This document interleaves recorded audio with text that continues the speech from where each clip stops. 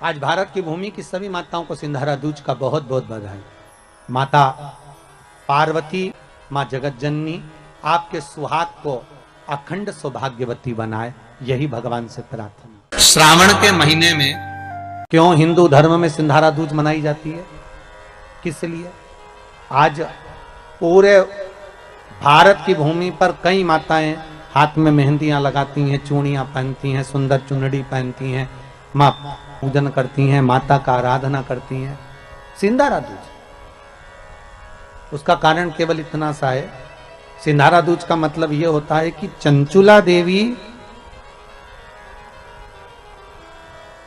जब 14 दिन तक शंकर और पार्वती अपने गुफा में से बाहर नहीं निकले शिव महापुराण के यजमान बनने के लिए, तब माता चंचुला देवी ने हाथ जोड़कर मां जगतजननी जगदम्बा को सुंदर वस्त्र, सुंदर चूड़ियां, सुंदर आभूषण माता के चरणों में ले जाकर समर्पित करे थे और कहा, मां इन चूड़ियों को जो मैं दे रही हूं, ये लाल चूड़ी, ये लाल श्रृंगार, ये लाल वस्त्र, जो लाल चूनर जो मैं प्रदान कर रही हूं, मां बस ऐसी कृपा कर दे कि तू इन चूनर को धारण करे और मेरा भी सौभाग्य, मेरा भी सुहाग अमर कर दे, बस इतनी कृपा मेरे ऊपर कर दे। वो सिंधारा दूज का महत्व है।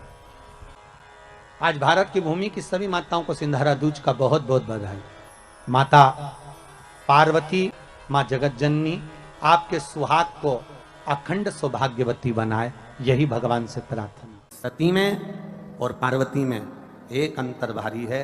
सती मां धनवान है और पार्वती मैया गुणवान है। इसलिए पूरी दुनिया में जितने भी व्रत हैं, पूरी भारत की भूमि पर जितने व्रत होते हैं, कोई व्रत लक्ष्मी जी का नहीं है, भारत की भूमि पर कोई व्रत सरस्वती मैया का नहीं है, भारत की भूमि पर कोई व्रत इंद्राणी का नहीं है, भारत की भूमि पर कोई व्रत किसी देवी का नहीं है। जितना भारत की भूमि पर एक व्रत भारी है वो है माता पार्वती जी का। तीज का व्रत करोगे तो पार्वती जी का है, चतुर्थी का व्रत करोगे तो पार्वती जी का है, छठ का व्रत करोगे तो पार्वती जी का है। आप जितने व्रत देवी जी का करोगे नवरात्र में तो पार्वती जी का है। भारत की भूमि पर जितने व्रत हुए नारियों के, छोटी तीज, बड़ी तीज, हरतालिका तीज, करवा चौथ, जितने चतुर्थी के व्रत, जितने तीज के व्रत, जितने छठ के व्रत, जितने भारत की भूमि पर हुए, ये सब माता पार्वती जी के हैं। पार्वती के क्यों हैं? क्योंकि धनवान और गुणवान में अंतर है। मां पार्वती गुणवान है, इसलिए माताएं उनके व्रत कर कर अपने अंदर भी वो गुण उत्पन्न करना चाहती हैं कि हम भी ऐसा तप करें, हम भी ऐसी साधना करें। हे माता पार्वती,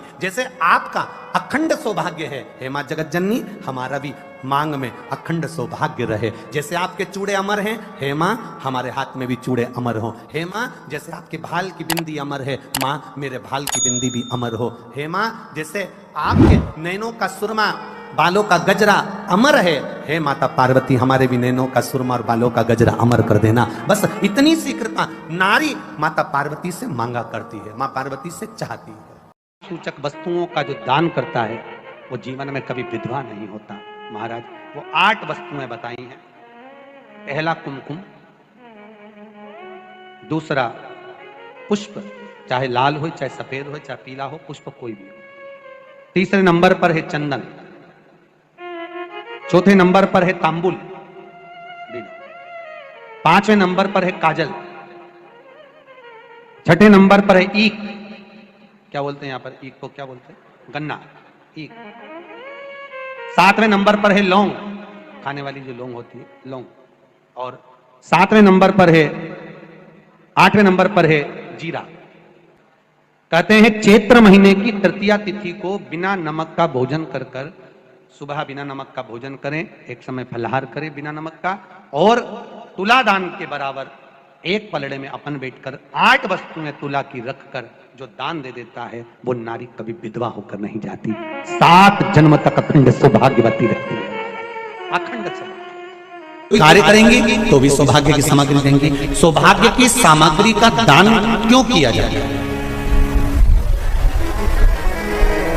सौभाग्य सूचक वस्तुओं का दान क्यों किया जाता है? सौभाग्य की वस्तुएं क्यों प्रदान करी जाती है, क्यों दी जाती है? उसका कारण क्या है? क्यों देते हैं?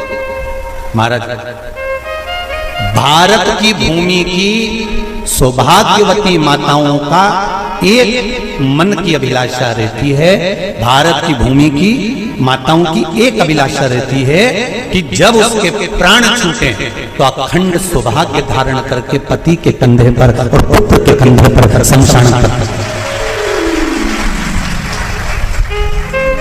ये भारत की भूमि की माताओं की सोच, उनके मन का संकल्प, उनके मन का भाव। और विदेश की माताओं का क्या संकल्प होता है? महाराज, भारत का एक संत विदेश गया और भारत के संत जब विदेश गए तो वहां पर एक मां, एक स्त्री पति की कब्र के पास में बैठकर पंखा कर रही थी। भारत के संत को बड़ा दुख हुआ, देखो हमारे यहाँ की माताएं तो पति के साथ सती हो जाती हैं, हमारे भारत की भूमि की माताएं तो पति के साथ सती हो जाती हैं, पर ये तो विदेश की माताएं तो भारत की माता से भी बढ़कर है कि पति मर गया, कब्र के अंदर है तो भी पंखा कर रही हैं। ये तो इनसे भी बड़ी है, भारत की माता से भी बड़ी ये विदेश की माता।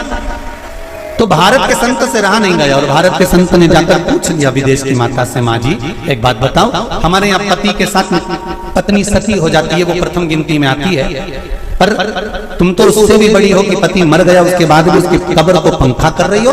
इतने में विदेश की माता ने कहा, मैं पति को पंखा नहीं कर रही, हमारे यहाँ नियम है जब तक पति की कब्र नहीं सूख जाए हम दूसरी शादी नहीं कर सकते, इसलिए पंखे से सुखा रहा, इसलिए पंखे से सुखा रही है। मेरे भारत की माताओं में और विदेश की माताओं में अंतर है सर। मेरे भारत की माताएं अखंड सौभाग्य की वस्तुएं धारण कर कर अपने आप को गौरवान्वित महसूस करती हैं और विदेश की माताएं ये सब वस्तुएं उतार कर गौरवान्वित महसूस करती हैं।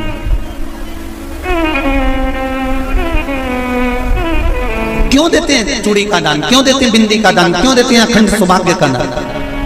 किस महाराज,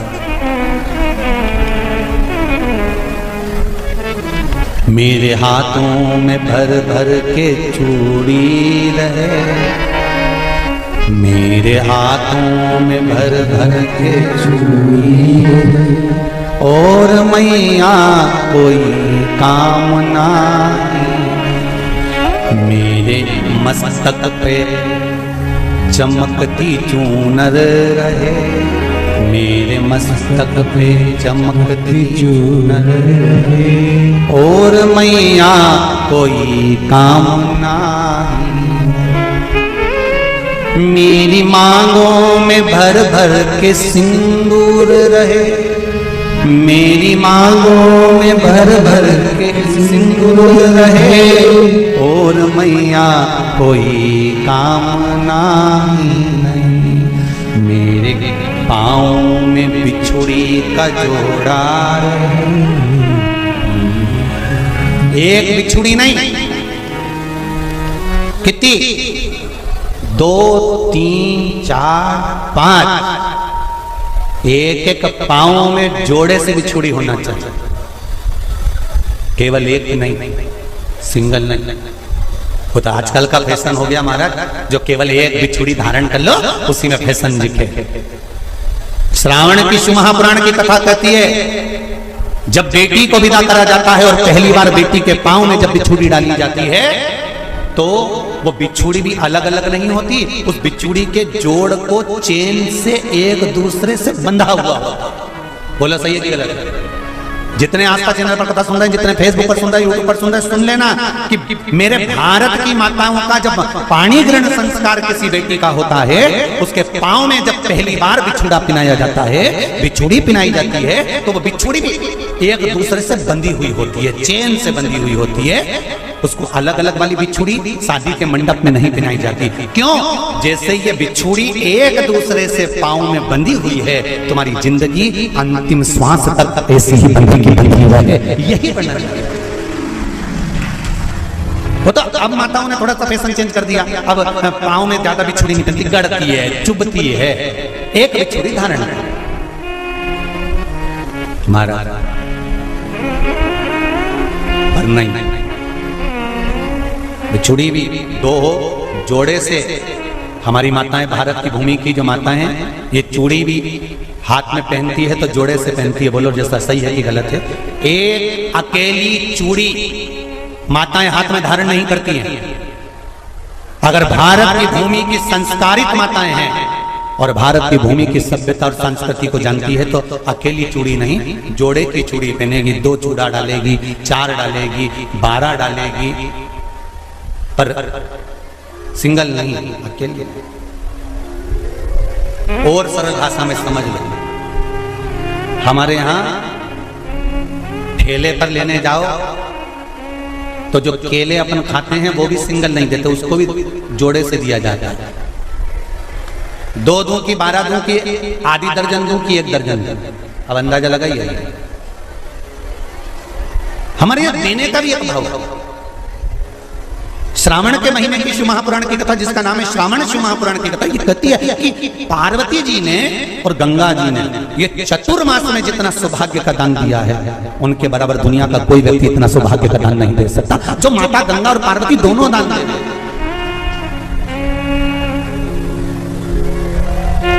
प्रतिदिन दे रहे हैं। और अब तो फैशन आ गया, तुम लोगों को जो सौभाग्य का दान देते हो प्लास्टिक की डलिया में देते हो। पर एक एक पुराण को उठाकर देख लेना, एक एक उद्यापन को उठाकर देख लेना, जितनी तुम कथा तुम्हारे घर में छोटी छोटी कथाओं की पोथियां पड़ी हो उनको उठाकर देख लेना। उसमें नहीं लिखा कि प्लास्टिक की डलिया में सौभाग्य की वस्तु का दान दिया जाता है। उसमें लिखा है बांस की पिटारी में, बांस की डलिया में सौभाग्य की वस्तुओं का दान दिया गया। क्यों?